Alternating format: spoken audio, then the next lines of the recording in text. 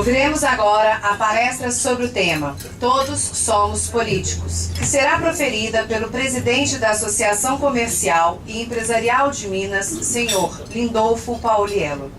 Jornalista graduado em Direito pela Universidade Federal de Minas Gerais, especializado em marketing pelo programa da Fundação João Pinheiro Columbia University, é sócio administrador da Lindolfo Pauliello Consultoria de Comunicação, que completa em 2017 30 anos de atividades. Diretor da Companhia Brasileira de Lítio e associado da Fundação Dom Cabral, responsável pela implementação de seus projetos na região Centro-Oeste de Minas Gerais. Criou e dirigiu por 12 anos a área de comunicação empresarial da Fiat, tendo sido corresponsável pela implantação da imagem institucional da empresa no Brasil. No campo acadêmico, foi professor de marketing e de comunicação da PUC Minas e de pós-graduação naquelas disciplinas do IEC, Instituto de Educação Continuada da PUC, e professor da Fundação Dom Cabral. Presidiu o capítulo brasileiro da International Public Relations Association, tendo sido o primeiro executivo da América do Sul a receber o diploma daquela instituição por serviços prestados às relações públicas mundiais. Tem 7 livros publicados e suas crônicas estão incluídas em 3 antologias, uma delas editada pela Universidade da Flórida. Com os senhores, convido então a subir ao púlpito doutor senhor Lindolfo Pauliello. Senhoras e senhores, meu estimado amigo Sérgio Frade, muito obrigado pelo honroso convite, gentil, que eu recebo, querendo acolhê-lo sempre nas seminas, como sempre fizemos. Padre Miguel Coutinho, meus cumprimentos pela homenagem justa. A Igreja do Carmo tem sempre essa fama de ser uma igreja, eu falei no verbo acolher aqui, a igreja que acolhe, a Igreja do Carmo. Eu quero cumprimentar os meus queridos colegas vice-presidentes da Seminas, antes dele o ex-presidente Roberto Fagundes, também está aqui, meus colegas Aguinaldo Diniz, quem é Roberto? Epifânio Camilo dos Santos e o Paulo Sérgio Ribeiro Silva.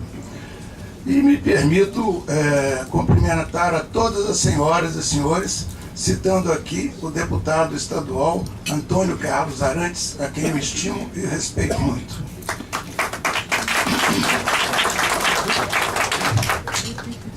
Senhoras e senhores, o presidente da Associação Comercial e Empresarial de Minas, aqui neste momento, está diante de lideranças de Belo Horizonte e é possível que se pense que neste instante ele bate de frente com o estatuto de uma entidade respeitada e admirada de 115 anos.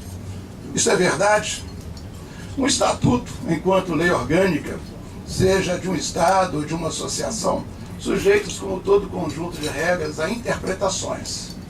O regulamento que orienta a atividade das Seminas estabelece cuidados quanto ao cruzamento entre suas atividades e a política.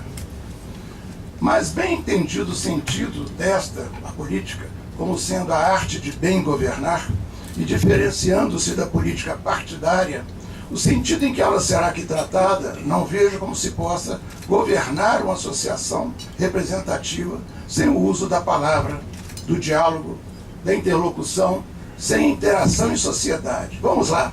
Sem o exercício da política como busca do bem comum. Acresce a esse comentário preliminar, como bom ex-aluno da vetusta Casa de Afonso Pena, Escola de Direito, eu estou agora traçando as preliminares. Acresce a esse comentário preliminar a resposta que me foi dada quando perguntei a alguém como explicar a necessidade de um empresário deter-se no domínio da cultura, do comportamento, do jeito de ser, do ambiente em que atua. A resposta foi: a empresa precisa conhecer o contexto para escrever seu próprio texto.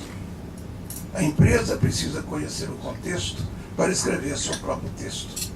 Isso posto, creio que eu deva começar a lhes falar sobre política com breve referência ao meu entendimento do que faz de Minas a mineirice.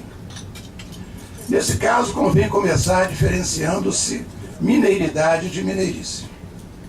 A primeira, a mineiridade, é a expressão de atributos do mineiro, que por serem traços de valor marcante de sua alma, são entendidos como formadores do chamado humanismo mineiro. O segundo, a mineirice, decorre de ser tão marcante a força desses atributos no comportamento do homem de Minas, que conduziram a uma certa degeneração, alteração para pior. Quem melhor interpretou essa questão foi Alceu Amoroso Lima, o famoso Tristão de Ataíde, grande filósofo brasileiro. Ele, em Voz de Minas, um clássico do tema, ele disse, procurou situar a relevância dessa.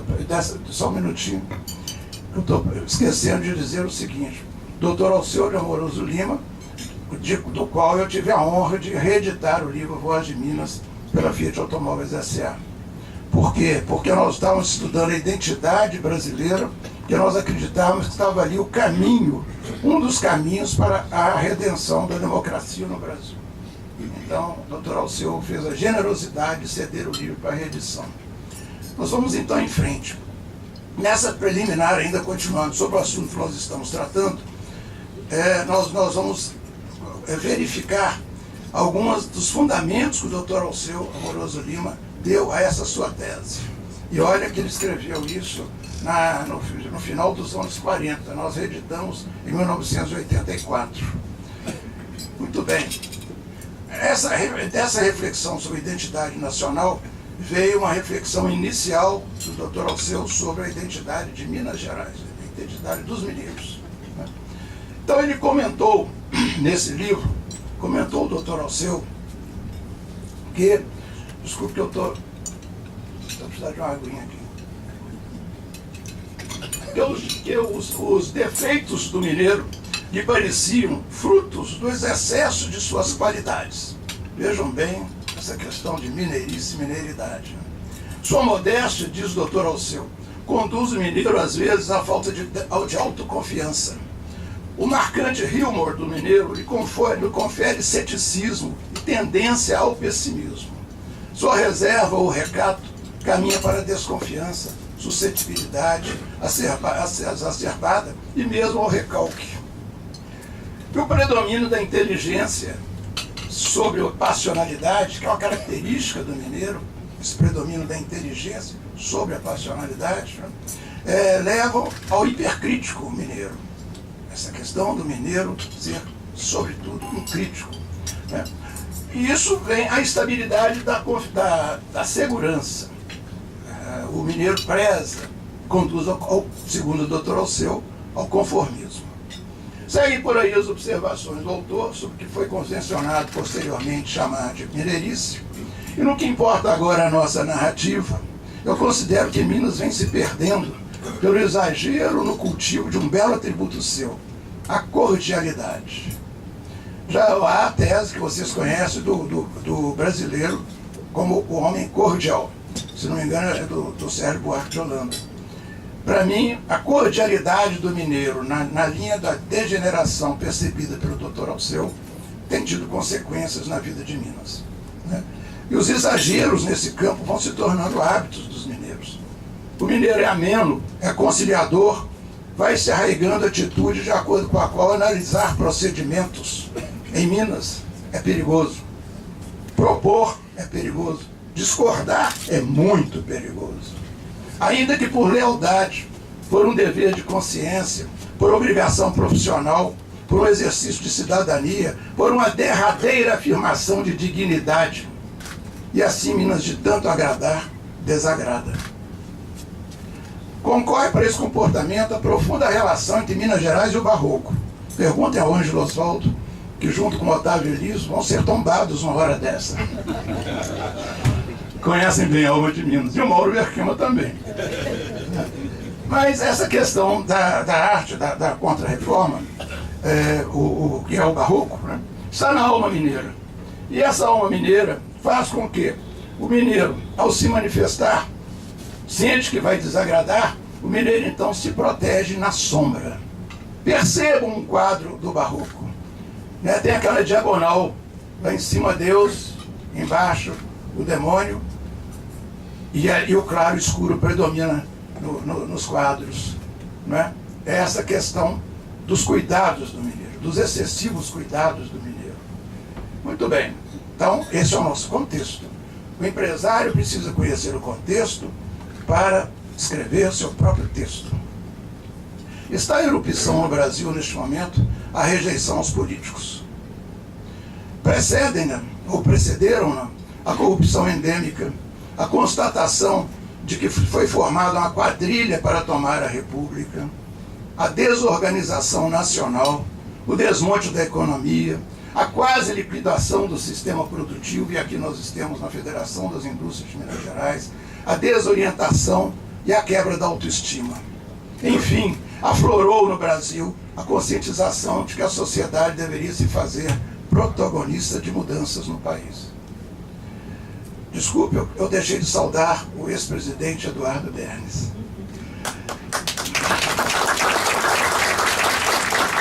E o vice-presidente Hudson Navarro. Meus amigos vieram aqui impedir os ovos podres dos tomates. Em Belo Horizonte, meus amigos, pesquisas comprovavam e comprovam o que está no ar desde as manifestações de 2013. Era crescente a sinalização da aspiração por candidatos até então fora da política, sem ligação com grupos políticos e que demonstrassem experiência de bons gestores. Em Belo Horizonte, apresentou-se como candidato às eleições municipais, a candidato a prefeito de nossa capital, um executivo de reconhecida competência, acumulando excelentes resultados como presidente de uma das mais respeitadas empresas que atua em Minas, com uma formação acadêmica primorosa. Ocorreu então o fato que me faz recorrer aqui à marca da mineirice. O empresário precisa conhecer o contexto para escrever seu próprio texto. A empresa é parte da sociedade. Por que, meus amigos, o silêncio em torno do lamentável episódio que se sucedeu com a candidatura de Paulo Brant a prefeito de Belo Horizonte? Teria sido justamente por isso, porque o que dela resultou foi lamentável, e o mineiro se esconde diante do lamentável? Será que foi por isso? Lembre-se de que em Minas analisar procedimentos é perigoso, e desagradar por discordar é abominável. Sombras cercaram o episódio do cancelamento de uma candidatura homologada na convenção de um partido. E tornou-se tabu analisar a causa da retirada de apoio, em especial o aspecto ético, que envolveu a forma como o candidato foi comunicado da ruptura. Uma vergonha para nós belo-horizontinos. Verdade.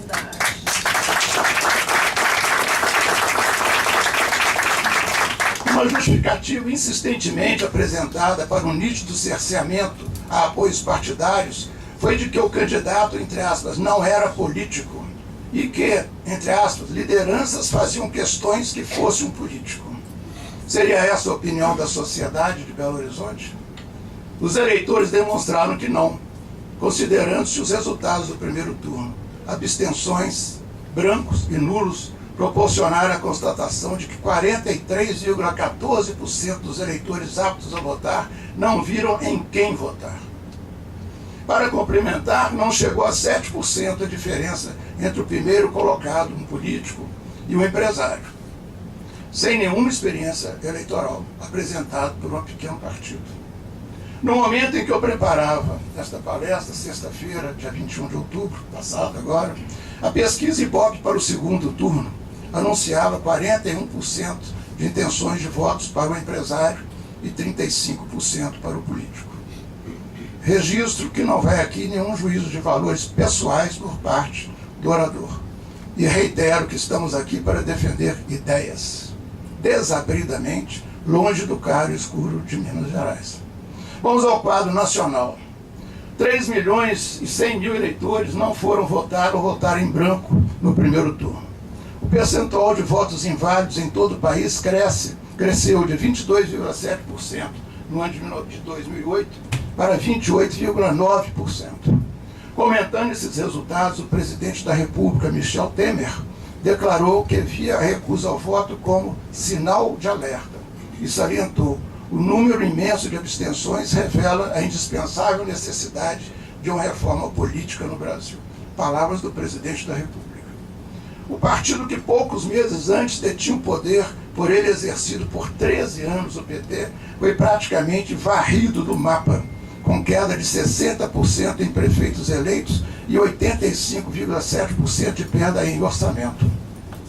Ao descontentamento com os políticos e à visível determinação da sociedade em buscar o novo, em São Paulo, um empresário que nunca havia disputado uma eleição, João Dória, alcançou uma cachapante vitória, unindo em torno de sua candidatura, ao final da campanha, vacilantes figurões de seu partido, o PSDB, que hesitavam no apoio a um candidato que não era político. Senhoras e senhores, a tese de que política só pode ser exercida por políticos profissionais bate de frente com a base da filosofia política estabelecida por Aristóteles no século III a.C. O homem é o animal político. O homem nasce político por ser esta sua natureza, um animal racional que fala e pensa, e que se realiza plenamente quando se associa desde a família até a sociedade. É o diferencial da realização do homem o fato de se unir aos demais, não apenas para a satisfação de desejos imediatos, mas dando vazão às suas potencialidades, interagindo na polis, para a qual, que no sentido grego, era ao mesmo tempo a cidade e a sociedade política. Essa consciência política é, para Aristóteles, condição para o homem realizar-se em sua plenitude, sendo que o objetivo é o bem comum e o encontro da felicidade. As diferenças entre os homens, ou a chamada pluralidade humana, é fundamental para a compreensão do que é política. Vamos a isso. Hannah Arendt, filósofa alemã que lecionou nos Estados Unidos em meados do século XX. Ela ensina que a política diz respeito a associação entre pessoas diferentes. Ela também reitera isso, e o que parece ser desconhecido por aqueles que pretendem reservar o espaço do exercício da democracia para políticos profissionais. Ouçam, é uma das mais respeitadas mentoras da teoria política que nos ensina, entre aspas, a política organiza os absolutamente diferentes, tendo em vista a sua relativa igualdade e entre a contraposição e em contraposição às suas relativas diferenças. Para essa autora, a política, uma vez pensada em seu significado original, a polis, pauta-se no jogo da compreensão, travada entre cidadãos com igual direito ao uso da palavra e à intervenção ou interferência nos assuntos do Estado através da política. Ocorrendo no plano horizontal da igualdade e não no plano hierárquico, piramidal, onde quem está acima manda e quem governa e é sábio que trata de obedecer, a política não é o que se acabou por fazer no Brasil. Um jogo de articulação racional, de meios para obtenção de fins, segundo o qual quem sabe o que deve ser feito governa e quem não sabe se deixa governar. Interessante, o contrário do disco da bandeira de São Paulo. Non ducor, não sou liderado, eu governo. Esse é um dos valores da alma paulista. No aprendizado e compreensão mútuos que requer o convívio para o acesso de todos os cidadãos aos canais da ação política, é primoroso o ensinamento de Hannah Arendt. Vamos abrir aspas para suas palavras. Ouçam. Qualquer discurso sobre a política em nossa época deve começar pelos conceitos que todos nós, que não somos políticos profissionais, temos contra os políticos profissionais, ou contra a política. Eles indicam que nos deparamos com uma situação na qual não sabemos lidar, pelo menos ainda, disse ela. Não sabemos lugar, porque não sabemos nos conduzir politicamente. Preconceitos, diz Hannah Arendt, preconceitos jogam o bebê fora junto com a água do banho. Os preconceitos em relação à política, no campo da política interna, existem, se não antes, desde que surgiu a democracia partidária, há bem mais de um século. Completa em seguida Hannah Arendt. Existem, então, desde que a democracia partidária, pela primeira vez na história moderna, pretendeu representar o povo, e o povo nunca acreditou plenamente nisso. Mas aquilo que dá a esse preconceito a sua força real, diz Hannah Arendt, é a fuga do indivíduo e da sociedade à impotência e ao desejo desesperado de exonerar-se da capacidade de agir. Essa é a sua conclusão. Como essa filósofa reconhecida nos alerta para os riscos de não sabermos nos conduzir politicamente, eu tenho procurado aprendizado também sobre isso nas lições de Max Weber, político, deputado na Alemanha, no final do século XIX e início do século XX, e um dos fundadores da metodologia da sociedade, da sociologia moderna. Vamos nos valer de uma palestra sua, magistral, intitulada A Política como Vocação. Ele escreveu a ciência como vocação e a política como vocação. Ali ele procura entender, no final do século XVII, XIX e início do século XX, o que ele chama de essa nova espécie de homens políticos profissionais. Registra Max Weber que há duas formas de fazer política. Ele estava falando no início do século XX. Pode-se viver para a política ou pode-se viver da política. Quem vive para a política, diz ele, a transforma no sentido mais profundo do termo em um objetivo de vida, colocando-se a serviço de uma causa que dá significado à própria vida. Já aquele, diz ele, que vê na política uma fonte permanente de renda, vive da política. Salienta Max Weber que o homem político deve ser economicamente independente das vantagens que a política possa lhe proporcionar, ou seja, ter em sua vida privada situação que lhe assegure ganhos suficientes para atuar na política.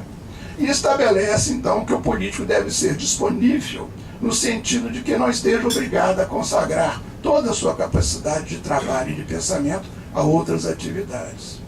Uma visão do início do século XX. Ainda que se possa extrair de sua obra ensinamentos equilibrados e sensatos sobre a política, o pensamento de Max Weber sobre ela é fortemente marcado pelas ideias de força e de poder, em uma esfera de grande e forte realismo. Esse é o estilo Max Weber. Assim, ele adverte, abram aspas e prestem atenção, meus amigos. Segundo Max Weber, qualquer um que deseje dedicar-se à política, e em especial àquele que deseja dedicar-se à política por vocação, deve tomar consciência dos paradoxos éticos em que ela se vê envolvida e da responsabilidade enquanto aquilo que ele próprio poderá transformar-se sob pressão daqueles paradoxos que ele traz à vida política. Os grandes virtuosos, diz Max Weber, do amor e da bondade, venham eles de Nazaré, de Assis ou de reais castelos indianos, não operaram, na verdade, pelo meu conhecimento e minha experiência, lembre-se que ele era deputado, o violento instrumento político. Se eram assim, se esperavam isso, que não operaram efetivamente o violento instrumento político. Essa é a opinião de um dos fundadores da ciência política no mundo. E conclui então Max Weber: aquele que deseja a salvação da própria alma, ou de almas alheias, deve, portanto, evitar os caminhos da política. Bom para refletirmos. Agora, como que convidando ao equilíbrio, depois dessa visão de Weber, em meio a visões trágicas sobre a política, é relevante o alerta de um espanhol, Juan Prats y Catalá, diretor do Instituto Internacional de Governabilidade de Catalunha. Ele nos encaminha para nossas conclusões nessa palestra. Ouçam-no, entre aspas, se a atividade política tivesse que morrer, por ter se destruído e não ter nada melhor para substituí-la, a instituição do Estado iria junto com ela. Atacar uma é ameaçar o outro. E eu interrompo, o orador, interrompo para lembrar que o oposto à política no campo internacional é a guerra. No campo interno é o despotismo, a tirania. Vamos pensar aí que nós estamos no mato sem cachorro, não é, amigos e amigas? Mas é a política, é a amplitude da política, o cerne da política, as entranhas da política. Mas vamos ouvir como conclui o seu cientista político espanhol. Entre aspas, não há união mais importante em política do que a que existe entre presente e futuro. A política nasceu de certas condições históricas e pode muito bem morrer da mesma maneira. Pode morrer porque algo novo e melhor está surgindo, ou talvez porque algo muito velho e de grande poder de recuperação está tomando uma nova forma diante de nós. Caros convidados da ADCE, vamos trazer agora essas constatações para o contexto brasileiro. O empresário precisa conhecer o contexto para escrever seu próprio texto. Nosso país viveu até há poucos meses da afirmação daquilo que se sabe ser falso, a mentira. Nela se ancoraram nos últimos anos vitórias políticas, programas governamentais, gastos públicos. A percepção de que o país vivia uma fantasia que o estava destruindo matou em muitos brasileiros um bem precioso, a vontade. Desconhecendo-se leis, normas e regras, o legado da mentira chegou próximo da anomia, a perda no indivíduo do reconhecimento de si mesmo, de sua autonomia, autoestima, seus objetivos e até mesmo a perda do sentido da vida. Não estivemos longe no Brasil há poucos meses do pior de tudo, da barbárie. Nesse estado de espírito em que o presente se torna a única realidade e o futuro é nada, faltava no Brasil a chama que desse ao indivíduo e à população o sentido da vida. A produção de sentido liga-se à noção de liderança. Pela primeira vez, falo eu aqui em liderança. Outro dia, conversando com Osiris Silva, o fundador da Embraer, que levou as asas do Brasil para o mundo, ele disse agora, meu Lindolfo, é o triângulo. É o vértice do triângulo. No meu vértice está a liderança. É a vez de nós buscarmos a liderança, que por sua vez deve ser fomentada pela consciência do novo. A consciência do novo. Dos jovens é que ela brotou, não podia ser de outra fonte. Né? De uma só vez e aos borbotões, vejo eu, nas manifestações de 2013. Né? Vinda de uma decisão dos jovens de elaborar sua própria existência. Os jovens pedindo licença ao mundo, ao Brasil, que isso lhes permita elaborar sua própria existência. Eles estavam até então, 2013, fugindo do Brasil, deixando o Brasil. E agora veja o que os jovens estão fazendo aqui no Brasil, para quem estuda um pouco a política. Por ter vindo dos jovens essa produção de sentido crucial para formar ânimo e despertar autoestima, estabeleceu uma derrubada de paradigmas que, se foi percebida pelos políticos profissionais, pior ainda, porque eles não deram mostras de tê-la aceito. O que veio a se tornar a aspiração nacional, mais perceptível ainda nas manifestações do primeiro semestre de 2016, quando o pensamento expresso nas ruas se aproximou pela primeira vez daquele da Paris de 1968, é se construir no Brasil um novo sentido de vida. Novo sentido de vida com a mudança radical de pensamentos, valores e atitudes. Consequentemente, nada a ver com a atitude política, a conduta, as práticas e muito menos com determinados personagens que querem nos oferecer, ou impingir às vezes. Todos nós somos políticos e vamos proceder como tal. Falta-nos um canal no Brasil por meio do qual possamos formalizar e institucionalizar a opinião e influência direta do indivíduo como protagonista de políticas públicas. O Brasil não conhece isso. O Departamento de Estado nos Estados Unidos chegou ao ponto de ter 70% de suas determinações vindas de think tanks, tanques de pensamento de pessoas da sociedade, grupos da sociedade.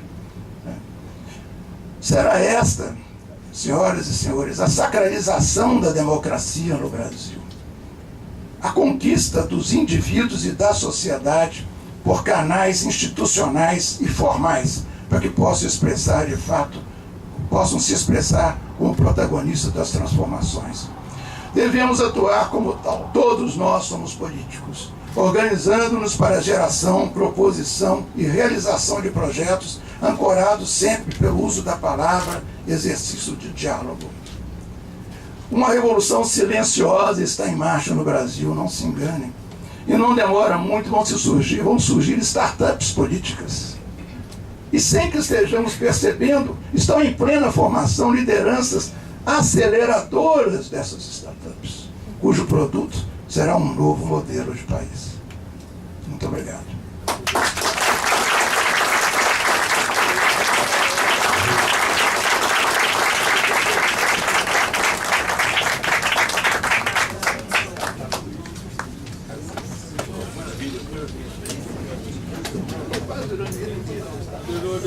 Você me inscreve no seu partido.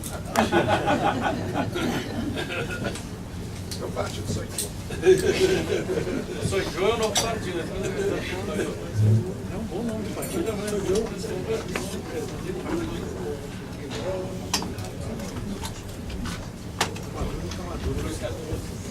Está sendo ar, realizado no ar.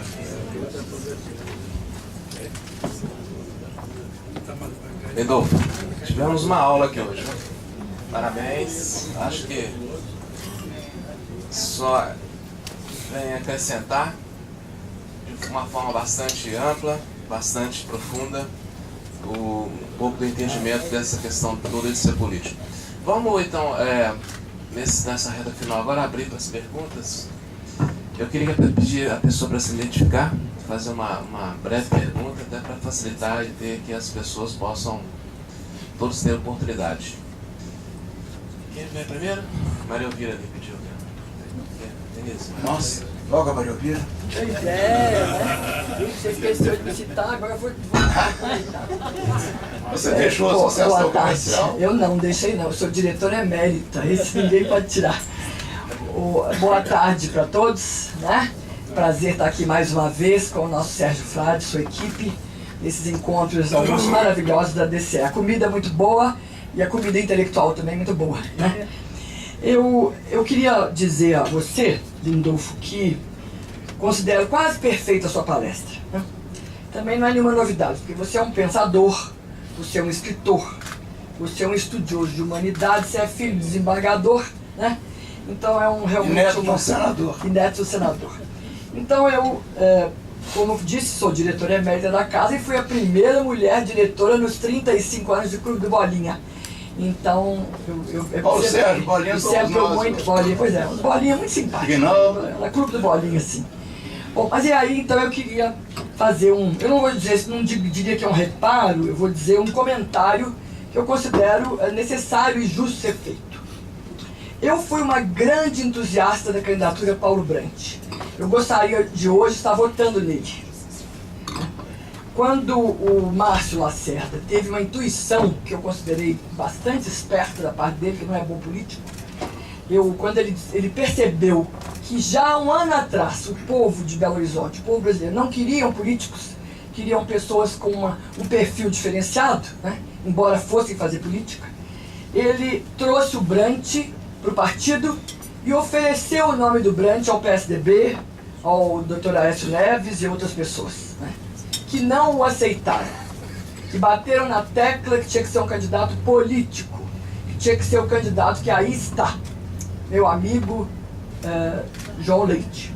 Bom, ele não sendo aceito, o nome do Paulo Brandt foi para a convenção do partido e ganhou. Mas já naquela época o PSDB começou num trabalho de retirar as candidaturas ao Paulo Brandt. Um trabalho articulado, feito em Brasília, junto às lideranças nacionais. Ele foi desconstruído em Brasília, a candidatura do Paulo Brandt. Tanto que ele ficou com menos de 1 minuto de televisão, que praticamente, realmente, quase inviabilizaria a sua candidatura. No dia do registro da candidatura, no apagar das luzes, era até meia-noite no TRE, né, surgiu, e aí eu diria que foi uma incompetência do partido que o acolheu, processos administrativos perfeitamente normais. Não tem ninguém que passou pela vida pública que não tenha um processo administrativo. O Eduardo deve ter algum na prefeitura, eu tive como secretário de turismo uma bobagem, todo mundo tem. Então você é único, acho que vou fazer um busto para você em praça pública. Eu aceito. Então o que acontece? Realmente, aí sim eu achei que houve um erro. Eu acho que ele devia ter sido bancado. a despeito do processo administrativo, da época que ele foi diretor de Benji, que é normalíssimo, não estou criticando, estou dizendo que existia. E realmente não foi bancado, faltou um pouco de tutano. Como se fala na gíria, faltou culhões, entendeu? Eu, se estivesse perto e sou do partido, teria batido na mesa, teria feito maior arruaça para que a candidatura de Paulo Brandt fosse mantida. Mas infelizmente não foi. E foi no dia seguinte que foi então contactado o vice-prefeito Délio Malheiros para ser apoiado pelo senhor prefeito. Foi um erro político cabeludo.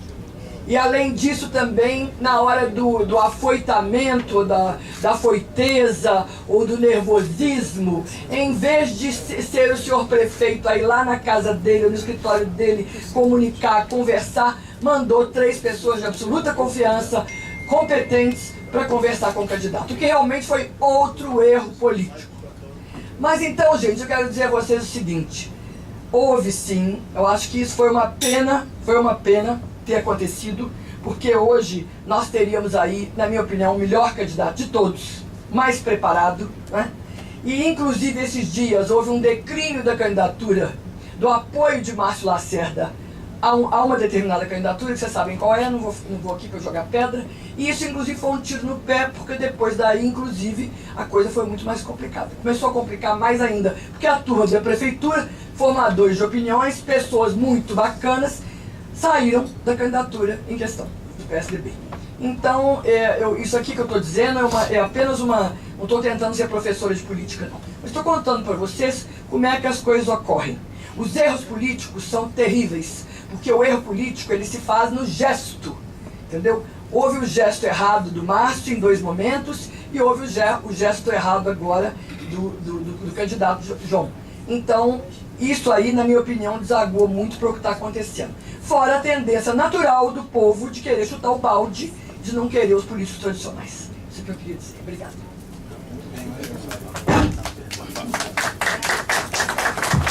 Quero só pedir licença ao presidente da mesa para que a maioria ouvira dessas pessoas que às vezes cedem generosamente o seu espaço, mas nunca saem do coração dos seus amigos. Aqui, ó. Eu quero Chacó Máximo, advogado, e fotógrafo das horas vagas. Eu quero cumprimentá-lo pela bela lição, pela maravilha da sua explanação. Me encantou o seu conhecimento, a sua memória de citações de filósofos, e nos trazer uma mensagem mostrando o que é o mineiro. Foi maravilhosa. Eu fiquei encantado. Para mim foi uma grande surpresa e saí daqui engrandecido. E gostaria também, com referência à questão levantada aqui do Paulo Brandt. No dia que retirou-se a candidatura dele, eu me senti derrotado como candidato para prefeito de Belo Horizonte.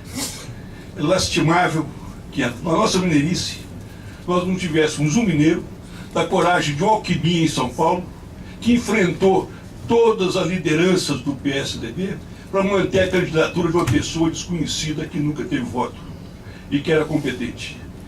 Pena que nós vamos pagar por 4 anos, por aquele que for eleito, vamos sofrer 4 anos, porque nós não soubemos agir, não tivemos a dignidade de dizermos um basta às pseudas lideranças de Minas Gerais.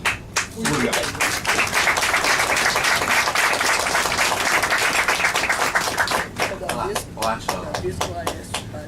O Átila, que representa aqui a DCE Jovem, vai falar. Boa tarde a todos, meu nome é Átila do Sá. Foi brilhante a apresentação. E minha pergunta seria a respeito do Partido Novo.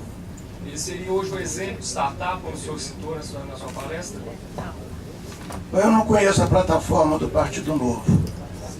Sem que isso atinja o Partido Novo, justamente porque eu não o conheço, eu desconheço plataformas de partidos. Talvez desde o Brizola, quando ele criou o partido dele, ele era um fervoroso defensor do programa que ele estabeleceu, interessante. Mas não conheço do Partido Novo, mas eu admiro a tese, né, do Novo, porque, como eu disse há pouco ali, a produção de mudanças, né, que tipo da liderança precisa do novo. Então, eu acho que é importante que haja esse trabalho, Partido Novo, em busca da renovação, novas ideias e um novo modelo para o Brasil. Marcos Santana, quer responder? Tem que responder. Aqui, ó, Denise.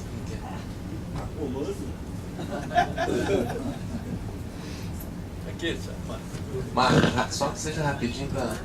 Esse ofício, a comando responder. De fato, já que mencionaram o nome do Paulinho Brant, eu só queria rememorar que eu tive a honra, o privilégio de convidar o Paulinho Brant para ser candidato nosso pelo Novo. Eu convidei antes dele, no tempo que ainda podia mudar de partido. Pelas razões que todos conhecem, ele não quis vir. Hoje ele já se filiou, ele já aderiu depois de tudo que aconteceu. Mas, embora o pesado presidente Lindolfo não conheça, pior do que está acontecendo é porque a maioria não conhece. É preciso conhecer o programa do Novo, o que está falado. Então, novo.org.br, está na internet, tudo é muito mais do que tudo que se falou. O Novo confessou que não conhece, e a maioria talvez não conheça mesmo. Isso. Novo.org.br, está na internet para todo mundo. Eu não vou dizer que vai ser a mágica do mundo, mas é tudo de novo na política, tudo que se condena, seja do político profissional, daqueles que se dizem não políticos e na verdade, estão praticando aquilo que é pior na política. Na verdade, então é um único testemunho que eu quero dar, porque tive a oportunidade de falar com alguns pessoalmente, inclusive com o Paulinho Brant. Ô Marcos, assim como eu não sabia da plataforma, eu não sabia da presença sua lá. Eu quero dizer publicamente aqui, se um partido tem a presença de Marcos Santana, é uma belíssima referência.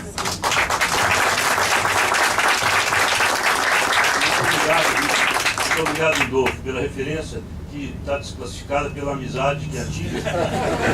Mas eu vou dizer, por exemplo, uma das razões, eu não sou da direção e fui até sondado, estimulado a me apresentar como candidato, e uma das razões que eu não fui, além da idade provecta, é exatamente para que não desse a impressão, e o Novo faz questão disso. O Novo saiu do zero há pouco tempo, elegeu 4 vereadores no Brasil, São Paulo, Rio, Belo Horizonte, Rio, São Paulo e Porto Alegre, só isso, partido nada, sem um padrinho, sem dinheiro, sem usar fundo partidário, e sem nada. Ele fez isso com um bom resultado. Mas uma das razões é porque ele não aceita, ele não pôs a legenda de aluguel, não aceitou que ninguém venha de outro partido. E como eu fui de outro partido, por sinal, fora o Novo é o que eu acho que tem melhor por aí, vim de outro partido, pudesse parecer que eu estava procurando legenda. E o Novo não está à disposição para, não está de aluguel nem de empréstimo. Então eu convido realmente todos a ler. Agora tem tempo, já não vai mudar nada nessa eleição. Dá tempo de entrar na internet e descobrir um pouquinho o que está acontecendo. Vocês vão ver que existe uma chance, sim, para o país no campo da política. E nós todos, menos um cara aí, somos políticos, sim, como diz o Lindolfo. Lindolfo, parabéns pela sua exposição. Obrigado. E eu tenho realmente falado muito com as pessoas, até algumas homilias, sobre a questão nesse momento, e nós não podemos perder esperança na política. Devemos investir na política. Não devemos aceitar a má política, o mal político em si. O Papa Francisco, quando ele perguntado por um jovem o que ele devia fazer para poder ajudar mais na sociedade dele, na cidade dele, o Papa vai falar: entre na política. É a melhor forma de você fazer a caridade e o bem comum aos outros. Por isso, diante dessa, nós estamos buscando acabar com a velha política para começar a nova política, né? Então, qual seria uma proposta boa para a gente começar isto? Porque eu penso que estamos num processo de mudança de mentalidade muito grande, mas os vícios continuam os mesmos. Exatamente pelo começo. Eu falei em startup, né, com essa brincadeira com o campo de produção, o campo econômico, né? Mas é justamente isso, pela experimentação. Por isso que o Max Weber escreveu a vocação política e a vocação para a ciência, né? A política é também uma ciência.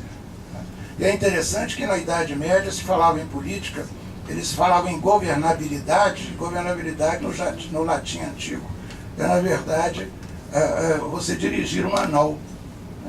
Vem de gubernaculum. Então é isso, é saber dirigir, isso é ciência. E a busca de saber dirigir é muito típico de startups, de saber produzir, de saber buscar, saber inovar. Então, Frei, o que eu acho que nós precisamos é começar. E a base para isso chama-se autoestima, que tinham roubado dos brasileiros. Né? E que, visivelmente, ela está de volta no Brasil. O Sidney, quer falar? Bom, gente, bom dia. Eu estou começando aqui hoje, boa tarde, já tá minha primeira vez como associado, então eu vou me dar o direito de fazer um comentário, assim, que eu acho que é pertinente e importante. Nós estamos aqui numa associação de dirigentes cristãos de empresas, ou seja, somos todos dirigentes de empresas. E eu queria fazer uma pergunta que eu acho que é importante e pertinente ao tema de todos sermos políticos. Quantas pessoas nessa sala têm o hábito de sentar com suas equipes e estimular neles a discussão crítica política? Quantas pessoas têm o hábito de chegar e discutir os assuntos políticos, mas não é doutrinando? Não é doutrinando essas pessoas para um candidato A ou B. É ensinando a elas a ter um pensamento crítico e a entender o seu real papel como ator político, o seu real papel como aquela pessoa que vai fazer, o político que está lá em cima, que está roubando, alguém colocou ele lá, todos nós sabemos disso, mas será que as nossas equipes, será que os nossos mais simples empregados, da empregada da nossa casa, ao motorista que às vezes carrega, eu não ando com motorista, mas há quem ande, que conversa com o motorista, conversar sobre isso, eu acho que é muito importante que nós, como empresários, passemos a ter como comportamento esclarecer essas coisas para os nossos liderados. Porque a gente não pode esquecer que a gente vem de um regime militar. Eu fui formado, e muita gente aqui foi formada numa época que a gente não podia sequer falar a palavra política, porque podia ter alguém escutando na cadeira ao lado, na faculdade, ou na mesa ao lado do boteco, que fosse mandar nos prender. Então, eu nunca vi ninguém ser preso, mas vi todo mundo com medo de ser preso. Então acontecia isso. E hoje não existe isso mais, a gente tem que ensinar essas pessoas a serem políticas. Ensinar essas pessoas a exercerem o seu papel como político, é só isso.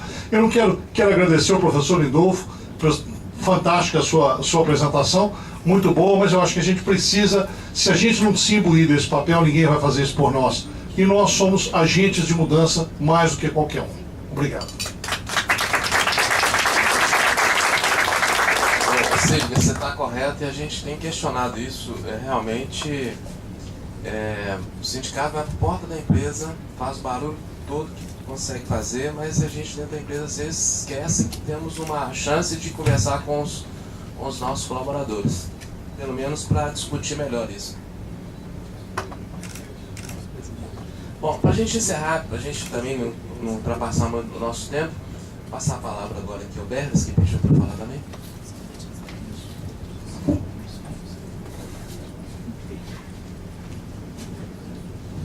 Obrigado. Eu não tenho processo não, viu, gente? Presidente Sérgio, presidente Lindolfo, minhas amigas, meus amigos, eu, de certa forma, represento aqui o candidato João Leite. Talvez nem todos, mas muitos sabem que eu estou na campanha do João. Eu queria então fazer algumas observações acerca de alguns pontos que foram colocados. Em primeiro lugar, eu também quero lamentar a ausência do nosso amigo querido Paulo Brandt nesse certame. Eu acho que ele acrescentaria muito em termos de propostas, de discussões, de embates de alto nível. Então eu lamento também, eu discordo aí da decisão que foi tomada pelo prefeito, porque o candidato Calil teve 20 segundos. Se o Paulinho teria 1 minuto, imagino que não seria esse o fator limitador para o crescimento dele. Todos somos políticos, né, Lindolfo? concordo em gênero, número e grau. Todos somos políticos. Não adianta fingir que não somos. Nós somos políticos dentro da nossa casa, dentro da nossa empresa, na sociedade, em quaisquer, na igreja, não é, padre? No casamento, principalmente, no casamento, né? Todos somos políticos, né? Agora, em função das circunstâncias do momento, é um discurso que atinge diretamente a grande massa da população que está revoltada com o que está aí, que nós vimos aí nos últimos anos, né? Agora, assim como na política, em qualquer lugar tem gente boa e tem gente ruim, tem gente séria e tem gente corrupta, em todo lugar tem isso, né? E quando o Lindolfo fala da cordialidade mineira, Lindolfo, na campanha da qual participamos, o candidato João Leite, procuramos desde o primeiro momento uma postura propositiva, uma postura apresentando programas sem entrar na discussão de baixo nível. Infelizmente, o hoje adversário nosso, porque é o único, o tempo todo ele desconstruiu tudo e todos. Tudo e todos. Não apenas os políticos. Tudo e todos. E, infelizmente, isso foi objeto de discussão na nossa campanha. Nós tivemos que abandonar essa postura de Madre Teresa de Calcutá. Por um motivo muito simples que eu trago para os senhores e que peço a reflexão de todos. Temos ainda 5 dias aí, 6 dias. É uma opção de escolha. Temos que escolher o futuro prefeito de Belo Horizonte. Então nós fomos obrigados, fomos forçados a desnudar o nosso adversário, porque a população estava vendo só o marketing, não estava conhecendo aquilo que estava por trás do marketing feito pelo nosso adversário. Então, eu queria, nesse momento, que está ali uma discussão muito grande com relação aos comentários dele em função de igrejas, tanto católica quanto evangélica, de mulher, de roubar ou não roubar. Eu não vou entrar aqui nesse detalhe. O que eu peço a todas, a todos, é uma reflexão para quem nós vamos entregar a Prefeitura de Belo Horizonte nos próximos 4 anos. É essa reflexão para a qual eu conclamo todos, mas não apenas a reflexão, seguida da ação. Se vocês julgarem que o melhor candidato para Belo Horizonte é Alexandre Calil, muito bem, votem nele. Trabalhem para ele. Mas se dentro de uma visão cristã, de uma visão humana, de uma visão de avaliação adequada, na nossa visão, vocês chegarem à conclusão que para Belo Horizonte, entre Alexandre Calil e João Leite, o melhor é João Leite, até porque quem vai ajudá-lo a administrar a cidade vocês conhecem, não virá ninguém do PT de São Paulo para cá. Vocês sabem quem vai administrar a cidade de Belo Horizonte. Se vocês julgarem que o melhor candidato é João Leite, não apenas votem, nos ajudem a virar o jogo, porque já está virando. Hoje sai uma pesquisa, vocês vão ver, nós não estamos derrotados, definitivamente. A pesquisa hoje já mostra isso, e temos ainda 5 dias pela frente, lamentando, e faço isso em nome do candidato João Leite, termos sido obrigados a desnudar o nosso adversário. Muito obrigado. Bom, para a gente partir então aqui para o encerramento, eu, antes de passar a palavra final aqui ao Lindolfo, queria presenteá-lo com alguma das literaturas da DCE, dentre elas a última, que foi lançado aqui durante o Congresso Nacional, Internacional da DCUNEAPAC, que foi em outubro do ano passado, estamos fazendo agora essa semana um ano, que é o livro Respeito em Ação, que é a subsidiariedade aplicada nos negócios, que eu gostaria então de passar nas mãos do Lindolfo. Temos também uma nova obra que é muito interessante, escrita pelo historiador Hélio Garza, sobre a economia e o bem comum, Cristianismo e a ética da empresa no capitalismo. Vale a pena ler esse livro. Inclusive tem um case aqui de empresa com valor, de aplicação de empresas com valores do Grupo Azamar. Vale a pena. Meus amigos, é uma despedida com cheiro de começo. Porque eu estou sentindo hoje, aqui, agora, nesta sala, a claridade ocorrendo em Minas, a oxigenação, né? A verdade, a coragem, que são os ingredientes que vão nos levar para frente efetivamente. E também por isso eu cumprimento a TCE pela iniciativa de aceitar um tema aparentemente polêmico, todos nós somos políticos, mas o tema mais natural do mundo, porque, como eu já disse, nós somos homens, né? Na linha do Aristóteles, né? Nós somos homens, animais políticos. Eu quero também aproveitar para cumprimentar aqui o Adriana, o Ivan Muls, pelos 84 anos, eles estão ainda aí? Não, Ivan. Olha, Adriana, minha querida amiga, Ivan, eu vou passar minha vida incansavelmente elogiando e agradecendo ao Diário do Comércio. O Diário do Comércio é um exemplo para Minas Gerais de uma palavra que está em falta no mercado, chamada caráter, honestidade, né, mas também de pioneirismo e competência no Brasil. Parabéns.